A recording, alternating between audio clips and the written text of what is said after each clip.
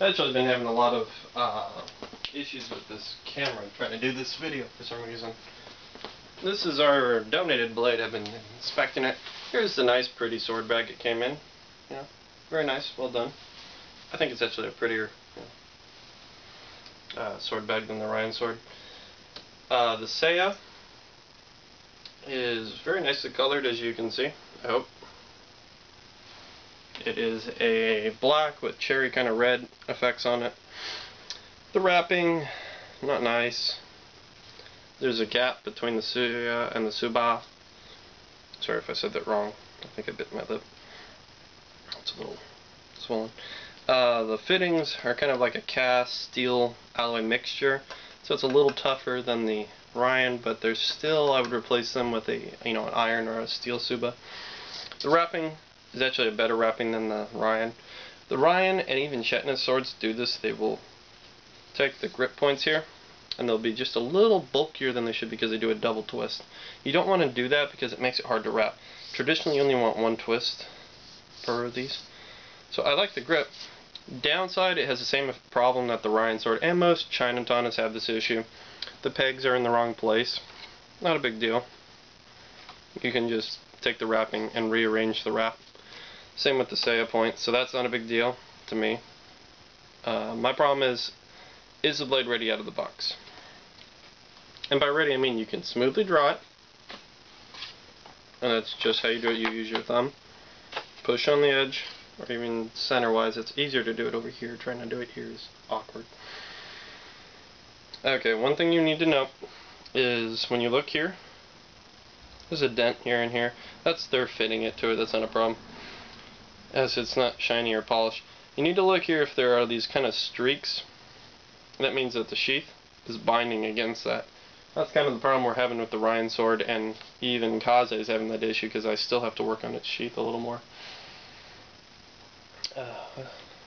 So you're looking at the blade and wondering why it's this color. It is a same steel type as Shetness's Tenchi, 9260, spring steel, silica alloy. What does that mean? Spring steel, as I've stated in my other video of cheap versus real, is basically a steel type made from springs. Wow, spring steel. The material used in it is from cars and such. So manufacturing wise, the steel is very high quality to begin with because there's a specific standard you have to meet. If it meets that standard, then no matter what, where you get that steel type, if it says spring steel of that rating, it should be. There are probably better or worse products, but usually they're all about the same. This is a titanium treated coat, chemical treatment. Why would you do this? It prevents rust, actually. It actually gives us this nice smooth polish too. And I'm not going to test the edge because I've already done that, and it's cut my little cleaning cloth I had. It was a big cleaning wrap. You just wrap it in with. It was just to remove the oil, so I could try to see how the blade is. One of the problems I find with Shetness, I love their blades. Don't get me wrong. I can't complain about them, but right here, they do not polish the tip, so it's really rough, even on the Higo, and that can cause drag when you're drawing it. Not a big drag, but just enough that you'll notice it. This is actually nicely polished. I really like this.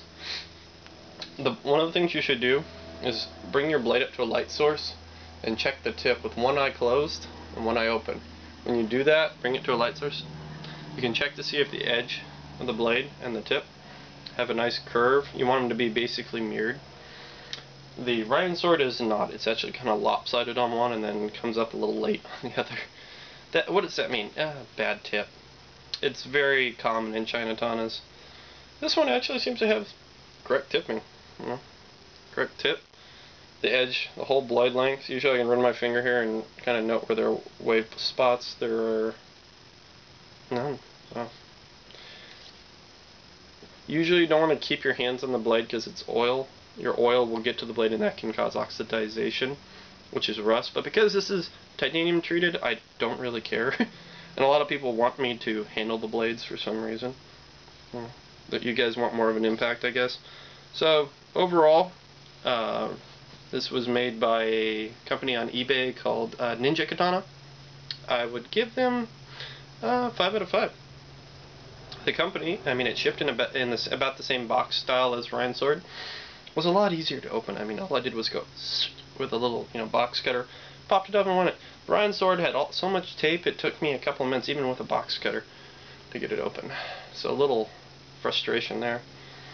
The edges I know is sharp because I've already tested it, and this blade already cuts.